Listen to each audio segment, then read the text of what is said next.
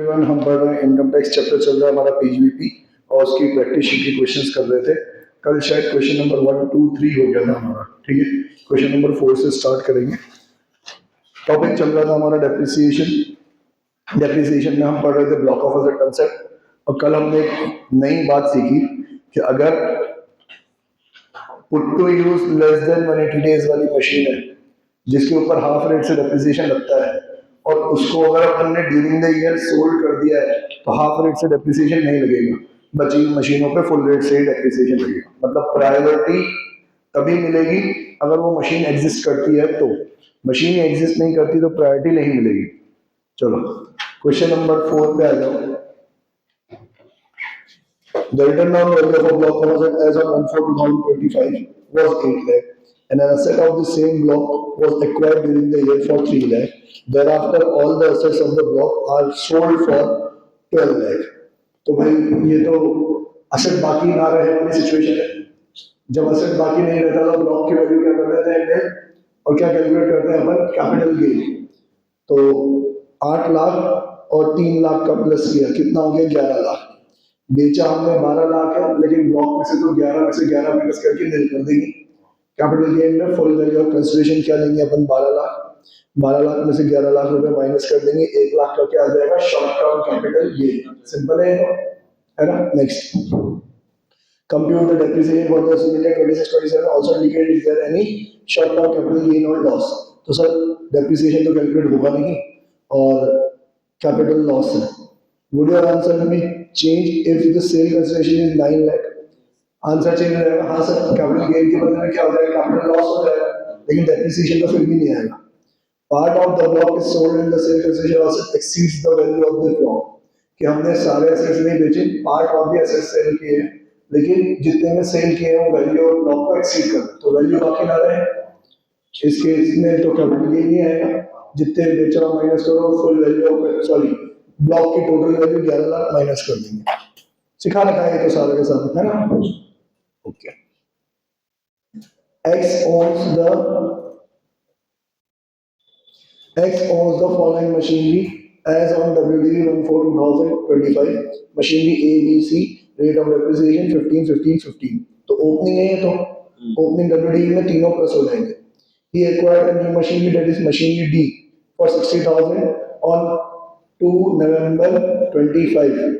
2 नवंबर को परचेज किया है इसने, तो पुट टू यूज तो लेस देन 90 डेज होगा, हाफ रेट से लगेगी। मशीन बी एंड सी, ऊपर जो थी दो machine, sold on 31 January for 5 lakh. पहले टोटल करना, 5 लाख नहीं हो रहा मेरे हिसाब से। ओपनिंग डब्ल्यूडी का टोटल करो, 70 प्लस 164 प्लस 84 कितना हो रहा है, 318।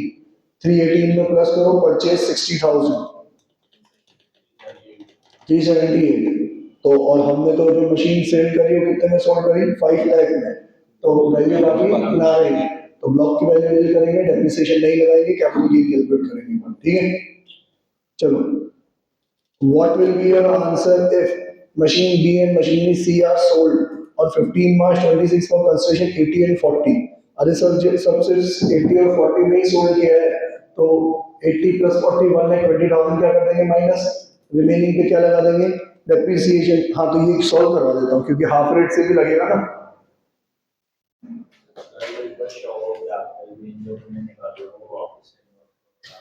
बेटे यार अभी वो सब्जेक्ट मैटर नहीं है, क्योंकि जब तुम कैपिटल गेन वाला चैप्टर पढ़ोगे ना तो वो फॉर्मेट तुम्हें बहुत बार बताया जाएगा।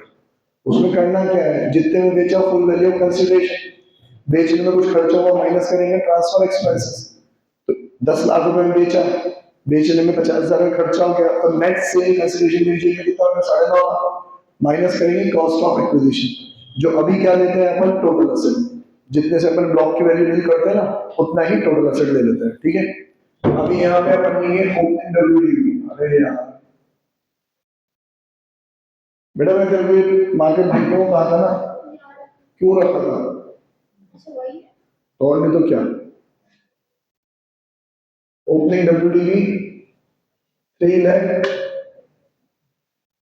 लग रहा है पेड ब्रश चला रहा, 3,18,000 plus purchase during the year more than 180 days, less than 180 days, तो ये लेस देन 180 डेज वाला है 60,000, 3,78,000 माइनस करेंगे सोल्ड ड्यूरिंग द ईयर, कितने का सोल्ड किया 1,20,000, कितना बचा आपके पास 2,58,000।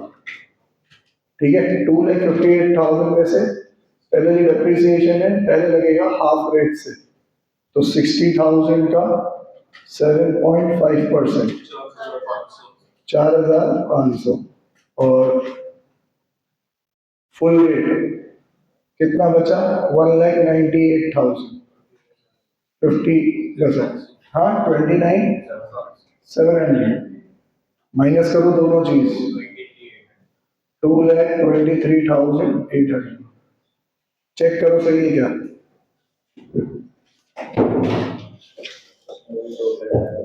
इसमें से डेप्रिसिएशन दे रखा होगा आपको 4,500, 29,700 मैच होगा total depreciation. No, R Limited. R Limited has started a new business of manufacturing paints. Underline करो manufacturing paints. Additional depreciation calculate करने को कहेगा ये। अच्छा, ये क्वेश्चन पढ़ाऊं इससे पहले बता दूं, एडिशनल डेप्रिसिएशन हमेशा परचेज वैल्यू पे लगता है। सुनो यहाँ पर, एडिशनल डेप्रिसिएशन हमेशा परचेज वैल्यू पे लगता है, क्लोजिंग WDV में नहीं लगता। जितनी मतलब एक एग्जांपल से समझाता हूँ कि मान लो ओपनिंग WDV थी मेरी 2 लाख, मैं ड्यूरिंग द ईयर परचेज करके लाया था 3 लाख का तो फुल रेट और 3 लाख का हाफ रेट, टोटल हो गया था ये 8 लाख। ठीक है, और अब मैंने इस साल में बेच दिया कोई एक पुरानी वाली एसेट, पुरानी वाली, नई वाली नहीं, नई वाली में तो वही हाफ रेट वाला रूल अप्लाई हो जाएगा। जो एसेट खरीदी थी जिस पे एडिशनल डेप्रिसिएशन लगाना है वो एसेट ही बेच दी अगर ड्यूरिंग द ईयर, तो एडिशनल डेप्रिसिएशन नहीं लगेगा। मतलब ड्यूरिंग द ईयर खरीदी और उसी ईयर में मैंने बेच दी, एडिशनल डेप्रिसिएशन लगेगा ही नहीं। ठीक है, तो मैंने कोई एक पुरानी एसेट 3 लाख रुपए में बेच दी, अब वैल्यू कितनी बची मेरे पास 5 लाख, तो डेप्रिसिएशन तो 5 पे लगना चाहिए ना, पर एडिशनल डेप्रिसिएशन तो 3 और 3 पे ही लगेगा। एडिशनल डेप्रिसिएशन की रेट है 20%, इस 3 लाख पे पूरा 20%, इस 3 लाख रुपए पे 10%। सर ऐसे तो एडिशनल डेप्रिसिएशन 6 लाख पे लग गया, हाँ लग जाएगा, कोई टेंशन नहीं। नॉर्मल डेप्रिसिएशन जो 15% लगाना है वो तो 5 पे ही लगेगा, लेकिन जो एडिशनल डेप्रिसिएशन है वो उसकी ओरिजिनल कॉस्ट पे लगेगा। क्लियर, चलो। तो फिर अगले साल भी वो परचेज भी लगेगा, अगले साल जो हमने पढ़ा था इंटरेस्ट से तो भी WDV की जगह परचेज भी लगेगा। हाँ हाँ, मतलब इस 3 लाख रुपए पे अगर पहले साल में 10% लगा है तो अगले साल में पूरे 3 लाख पे ही 10% लगेगा। ठीक है, तो अच्छा, additional depreciation plant and machinery पे लगता है, बाकी और किसी एसेट पे नहीं लगता। प्लांट एंड मशीनरी कौन सी, जो फैक्ट्री में काम में है, ऑफिस में या रेजिडेंशियल में काम में है, नहीं लगेगा। तो पहला देखो इसने दे रखा है फर्नीचर, तो क्रॉस मार दो, एडिशनल डेप्रिसिएशन नहीं लगेगा। Air condition installed in office, इस पे भी नहीं लगेगा, ऑफिस में इंस्टॉल हुआ है। कार पे भी नहीं लगेगा, प्लांट एंड मशीनरी होनी चाहिए फैक्ट्री में काम में आने वाली। Plant A, plant B, plant सी पे एडिशनल डेप्रिसिएशन लग जाएगा। कंप्यूटर फॉर ऑफिस पे नहीं लगेगा, कंप्यूटर फॉर फैक्ट्री पे लग जाएगा। तो कंप्यूटर फॉर ऑफिस पे क्रॉस कर दो, कंप्यूटर फॉर फैक्ट्री पे लग जाएगा। आप इंफॉर्मेशन देखो क्या क्या दे रखी है, एक्चुअल कॉस्ट दे रखी है, डेट ऑफ परचेज दे रखी है, और rate of depreciation as per income tax, मतलब कौन कौन से ब्लॉक है ये भी दे रखा है। फर्नीचर है 10%, मशीनरी थी 15% और कुछ मशीनरी थी 40%। Rate of depreciation as per income tax, ये जो लास्ट वाला कॉलम है ना वो पुट टू यूज है, रेट ऑफ डेप्रिसिएशन की हेडिंग गलत लगी हुई है, date of put to use है ये वाला कॉलम। ठीक है, तो अब देखो किस किस को हमने हमारे ही ईयर में पुट टू यूज कर लिया। फर्नीचर अप्रैल में खरीदा और अप्रैल में ही यूज कर लिया, मतलब फुल रेट। फिर एयर कंडीशन जून में खरीदा, जून में यूज कर लिया, फुल रेट। कार अप्रैल में खरीदी और जुलाई में यूज करी, हाँ लेकिन 3 अक्टूबर से पहले यूज करना चालू कर दिया, फुल रेट। प्लांट ए अप्रैल में खरीदा और अप्रैल में ही यूज कर लिया, फुल रेट। प्लांट बी सितंबर में खरीदा और नवंबर में यूज किया, तो हाफ रेट। फिर प्लांट सी अगस्त में खरीदा, सितंबर में यूज कर लिया फुल रेट। कंप्यूटर, दोनों कंप्यूटर जुलाई में परचेज किए, जुलाई में यूज कर लिए, दोनों पे फुल रेट। तो हाफ रेट का तो मेरे हिसाब से एक ही मिला आपको, प्लांट बी, है ना? ठीक है। जैसे कि जो हम प्लांट और मशीनरी लेके आए वो अप्रूवल बेसिस पे, तो पहले हमने यूज करना चालू कर दिया, फिर परचेज वाले कहीं तब तो बुक टू यूज ही देखेंगे। हाँ, बुक टू यूज देखेंगे। और वैसे भी हायर परचेज में as per accounting substance over form में जब आप लेके आए तभी परचेज मान ली जाती है। ठीक है, चलो। Compute the amount of normal and additional depreciation for the assessment year 26-27। ठीक है,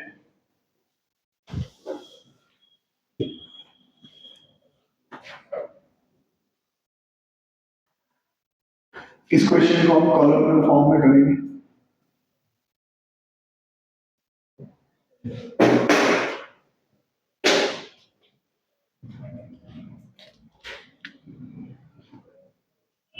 सबसे पहले ओपनिंग डब्ल्यूडी ऐड करेंगे, purchase during the year more than 180 days, less than 180 days, total WDV less करेंगे sold during the year, net WDV। और अब देखो, मुझे लेस करूंगा normal depreciation at half rate at full rate, और फिर minus करूंगा एडिशनल डेप्रिसिएशन। ये देख लेना बेटा, अब डेप्रिसिएशन दो हो गए, हाफ रेट अलग हो गया, नॉर्मल डेप्रिसिएशन अलग हो गया, एडिशनल डेप्रिसिएशन अलग हो गया। एडिशनल डेप्रिसिएशन भी एट हाफ रेट और एट फुल रेट। और एक और बात बता दूं, additional depreciation her plant and machinery में मिलता है, भले ही वो 15% वाले ब्लॉक का हो या 40% वाले ब्लॉक का हो। अब 15% वाले ब्लॉक पे भी 20% ही एडिशनल डेप्रिसिएशन मिलता है, 40 वाले पे भी कितना मिलता है, 20 ही मिलता है। ठीक है, तो अब मेरे पास टोटल 3 ब्लॉक है। एक तो है प्लांट एंड मशीनरी 15%, फिर एक है प्लांट एंड मशीनरी 40%, और एक है फर्नीचर 10%। ठीक है, ये 3 ब्लॉक है मेरे पास। अब ओपनिंग डब्ल्यूडी में से लिखते जाओ भाई। सबसे पहले आपको आया फर्नीचर 10% वाला, और कोई भी नहीं है, एक ही है। कितना है इसकी वैल्यू, कितनी है बेटा? फर्नीचर की वैल्यू 2 लाख है। तो भाई कहाँ बोला न्यू बिजनेस है? अच्छा हाँ, ये तो सब परचेज ही है, ओपनिंग डब्ल्यूडी तो है ही नहीं, सॉरी। तो छोड़ो, ओपनिंग डब्ल्यूडी तो सबका निल निल निल। फर्नीचर में मोर देन 90 डेज है, लेस देन 90 डेज है? मोर देन 90 डेज है ना, फुल रेट वाला है 2 लाख, तो यहाँ लिखूंगा मोर देन 90 डेज 2 लाख। अगला देखो, अगला कौन सा है? अब 15% वाले में, 15% वाले में फुल रेट कितनी है? 1, 2 और 3 है फुल रेट। कितनी है? 1 लाख प्लस 8 लाख प्लस 50 लाख, तो टोटल 59 लाख हो गई। 59 लाख। यहाँ पर मैं ब्रेकअप लिख देता हूँ, 1 लाख प्लस 8 लाख प्लस 50 लाख। ठीक है, फिर 15% में हाफ रेट कौन सी है? 20 lakh, plan B.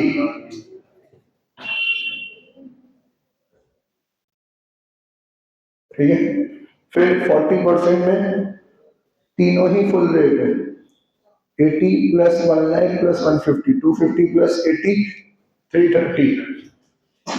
More than 20 days है ना सब, 3,30,000।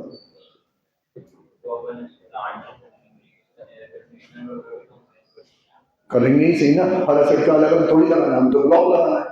उस ब्लॉक की 40% की रेट है, तो जितने भी इस ब्लॉक में आएगा, इवन बुक्स जो एनुअल कम्युनिकेशन की है लाइब्रेरी वाली है वो भी इसी में प्लस हो जाएगी। एडिशनल डेप्रिसिएशन अलग से कैलकुलेट करेंगे तब याद रखना पड़ेगा ना आपको कि किस पे एडिशनल डेप्रिसिएशन किस पे नहीं है। आप मुझे नाम बोल दो, ये 1 लाख 8 लाख 50 लाख वाले का क्या नाम है, 1 लाख का क्या है बेटा, एसी है ना, और 8 लाख का क्या है, कार, और 50 लाख का क्या है, प्लांट ए, और 20 लाख का क्या है, प्लांट बी, और इधर 3,30,000 का क्या क्या है, प्लांट सी है, एसी कंप्यूटर फॉर है कि एसी है, कंप्यूटर फॉर ऑफिस और कंप्यूटर फॉर फैक्ट्री, ठीक है डन, ओके। अब 100 डिग्री में ये तो अच्छा करके ही करो, ये हो गया 79 लाख, ये हो गया 3,30,000, ये हो गया 2 लाख, 100 डिग्री में ये 0 0 0, नेट WDV 79, 3,30,000 2 लाख। अब गाएंगे गाना जिसका मुझे था इंतजार, वो घड़ी आ गई आ गई आ गई, नॉर्मल डेप्रिसिएशन। पहले क्या लगाएंगे अपन, हाफ रेट, 20 लाख का हाफ रेट 7.5%, कितना होगा, 1,50,000, हाँ ओके 20 लाख का। फिर 59 लाख का फुल रेट, 59 लाख का करो आप, 59 लाख का 15%, 8,85,000। यहाँ पे हाफ रेट वाला कुछ है ही नहीं, पूरे 3,30,000 पे फुल रेट लगाओ, 1,32,000, साथ चलना बेटा, अलग नहीं चलना। और यहाँ पे भी हाफ रेट वाला कुछ नहीं है, पूरे 2 लाख का 10% 20,000। ये तो हो गया नॉर्मल डेप्रिसिएशन। अब हाफ एडिशनल डेप्रिसिएशन भी करना है। एडिशनल डेप्रिसिएशन इस 20 लाख का 10%, 20% नहीं होगा 10% होगा।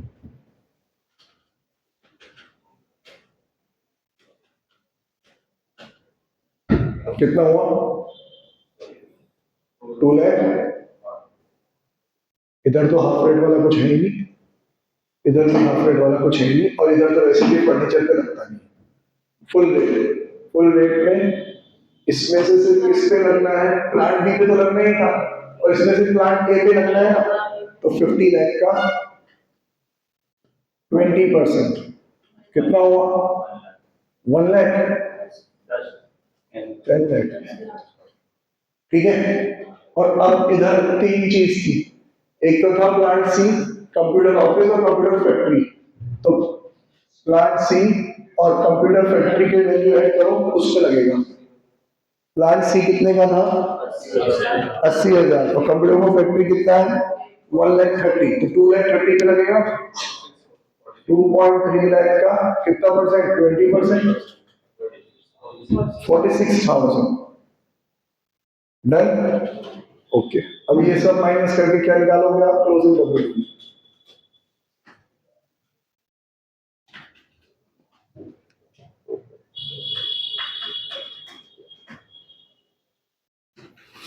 $32,78, क्या चीज ये, 56 लाख 65,000,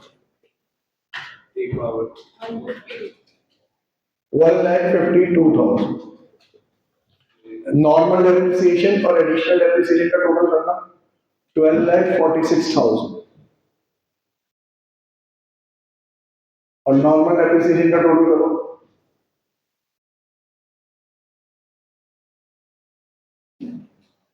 11,87,000। अब देखें जैसा हमने किया है वैसा ही करा है, कोई बात नहीं, कोई फर्क थोड़ी पड़ता है उससे। किसने, इसने 3 बार टेबल बनाई है बेवकूफे, पर सॉल्व तो वही किया है।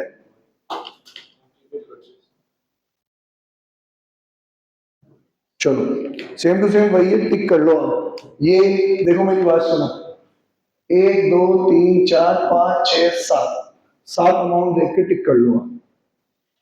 सोल्यूशन में फटाफट फटाफट। डेप्रिसिएशन क्या है ना, 1 2 3 4 5 6 7, ये 7 अमाउंट्स देख के टिक कर लो। इसमें हर ब्लॉक के लिए अलग से टेबल बनाई है, हम ऐसा नहीं करेंगे, 3 3 बार मेहनत नहीं करेंगे। क्वेश्चन नंबर कौन सा है ये, क्वेश्चन नंबर कौन सा है? 6।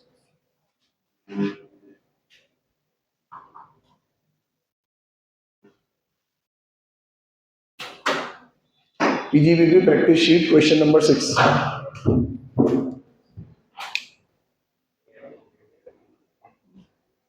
नहीं मिल रहा क्या सानिध्य? डायरेक्ट डायरेक्ट मिल तो रहे, नहीं मिल रहे क्या तेरे को? यहाँ सुन, अमाउंट अमाउंट पे टिक लगा, 220 मिल गया, 150 मिल गया, 885 पे टिक लगा, 2 लाख और 10 लाख पे टिक लगा, ये देख मिल गया, पूरा ब्लॉक मिल गया। फिर अगले ब्लॉक में 132 पे टिक लगा, ये रहा 132, और फिर 46 पे टिक लगा, मिल गए दोनों। फिर इस वाले में 20,000 पे टिक लगा, थर्ड वाले पे, थर्ड वाला सबसे पहले लगा रखा हमने 20,000, डन, तीनों मिल गए। चलो next question. R furnishes the following particulars for his income for the previous year 25-26. Business income before providing for depreciation 72, depreciation 94। देखो तो सही, 72 में से 94 का depreciation कैसे माइनस करेंगे? ठीक है, तो इसके लिए कंसेप्ट समझाना है मुझे तुमको। Income from house property, income from salary, income from other sources. पहले तो एक बात समझ लो कि पीजीबीपी का लॉस सैलरी से एडजस्ट नहीं होता, बाकी सबसे एडजस्ट हो जाता है। ठीक है, अब पीजीबीपी में दो तरीके के लॉस हम समझते हैं, एक नॉर्मल लॉस और एक अनअब्सॉर्ब डेप्रिसिएशन। ये सुना है ये word unabsorbed depreciation? Set off and carry forward वाले चैप्टर में जिसने सुना है, पर पीजीबीपी में नहीं सुना तो बहुत सिंपल है। पीजीबीपी में दो लॉस होते हैं, एक नॉर्मल तरीके का लॉस होता है और एक डेप्रिसिएशन से रिलेटेड लॉस होता है। एग्जाम्पल से समझाता हूँ। मैं जब बिजनेस कर रहा था तो मेरे बिजनेस से रेवेन्यू था 10 लाख, और दूसरे जो खर्चे हो गए एक्सप्रेसिव कैश एक्सपेंडिचर वो हो गए 12 लाख। अभी डेप्रिसिएशन तो मैंने माइनस किया ही नहीं है, दूसरे खर्चे कितने हो गए 12 लाख। तो 10 लाख की इनकम, 12 लाख का खर्चा, 2 लाख का क्या हो गया मेरा लॉस आम जिंदगी। अब मैं कह रहा हूँ सर डेप्रिसिएशन की तो है, डेप्रिसिएशन कितना है? 3 लाख का डेप्रिसिएशन है, तो ये भी तो मेरा खर्चा ही है। इस हिसाब से 12 + 3 15 लाख का खर्चा होना चाहिए। 10 लाख की इनकम में से 15 माइनस करेंगे, 5 लाख का लॉस होना चाहिए ना। ठीक है, नहीं नहीं नहीं नहीं, डेप्रिसिएशन को नॉर्मल लॉस के साथ शामिल मत कर। जो तेरा डेप्रिसिएशन है कुछ भी माइनस नहीं हुआ अभी, हाँ, तो इसको बोलेंगे अपन अनअब्सॉर्ब डेप्रिसिएशन। क्या बोलेंगे? मतलब बिजनेस का लॉस 2 लाख, अनअब्सॉर्ब डेप्रिसिएशन 3 लाख। समझ में आया कि नहीं आया? क्लियर है? क्या फर्क है सर दोनों में? इनका मेजर फर्क बता देता हूँ कि बिजनेस का जो लॉस होता है ना वो 8 ईयर्स तक कैरी फॉरवर्ड होता है ना, और कैरी फॉरवर्ड होने के बाद पहले साल में जो 2 लाख का लॉस है, पहले साल में तो किसी भी इनकम से एडजस्ट हो जाएगा। तुम्हारे पास बिजनेस एंड प्रोफेशन में तो लॉस है, हाउस प्रॉपर्टी में इनकम है, वहां से एडजस्ट कर लो, कैपिटल गेन में इनकम है, वहां से माइनस कर लो, अदर सोर्सेज में इनकम है, वहां से माइनस कर लो, लेकिन सैलरी से एडजस्ट नहीं होगा। किससे एडजस्ट नहीं होगा? सैलरी से। ये पढ़ाई नहीं आप पढ़ेंगे, ये पढ़ेंगे set off and carry forward वाले लॉस में। अनअब्सॉर्ब डेप्रिसिएशन जो है ना वो सबसे एडजस्ट हो जाता है। सैलरी से होता है कि नहीं होता? सैलरी से तो शायद नहीं होता है, सैलरी से नहीं होता अनअब्सॉर्ब डेप्रिसिएशन, बाकी सबसे हो जाएगा। तो सर ये तो सेम ही हुआ, जैसे लॉस एडजस्ट नहीं हो रहा सैलरी से, बाकी सबसे हो रहा है, अनअब्सॉर्ब डेप्रिसिएशन भी नहीं हो रहा। हाँ, लेकिन इसमें मेजर फर्क क्या है कि जब ये इस साल में एडजस्ट नहीं हुआ तो क्या हो जाता है? कैरी फॉरवर्ड, है ना। कैरी फॉरवर्ड होता है तो कैरी फॉरवर्ड में इस पे रिस्ट्रिक्शन आ जाती है। सुनने सानिध्य ढंग से क्या रिस्ट्रिक्शन आ जाती है कि 2 लाख का लॉस जो था वो इस साल में तो किसी भी हेड से एडजस्ट हो जाता, लेकिन अगले साल अगर ले गए कैरी फॉरवर्ड करके तो फिर पीजीबीपी का लॉस सिर्फ पीजीबीपी से एडजस्ट होगा और किसी हेड से एडजस्ट नहीं होगा। समझ रहे हो कि नहीं समझ रहे हो? समझ में आ रही है? एग्जाम्पल से बताता हूँ। मेरे पास इस साल 2 लाख का पीजीबीपी का लॉस, हाउस प्रॉपर्टी में 3 लाख की इनकम, तो 2 लाख का लॉस 3 लाख की इनकम से एडजस्ट हो जाएगा। टैक्स कितने पे देना पड़ेगा? 1 लाख पे ही देना पड़ेगा।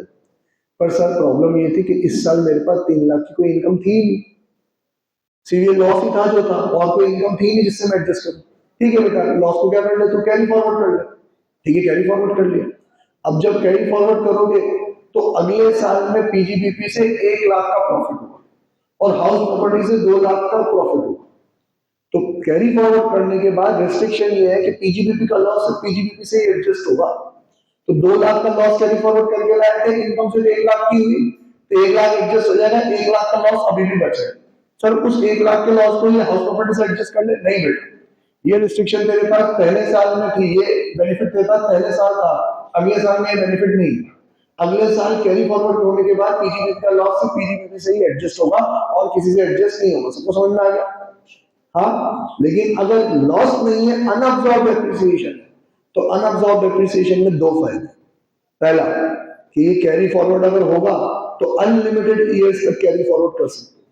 पीजीबीपी का लॉस कैरी फॉरवर्ड कर सकते हो 8 ईयर्स तक, ये अनअब्सॉर्ब डेप्रिसिएशन कैरी फॉरवर्ड होगा अनलिमिटेड ईयर्स तक।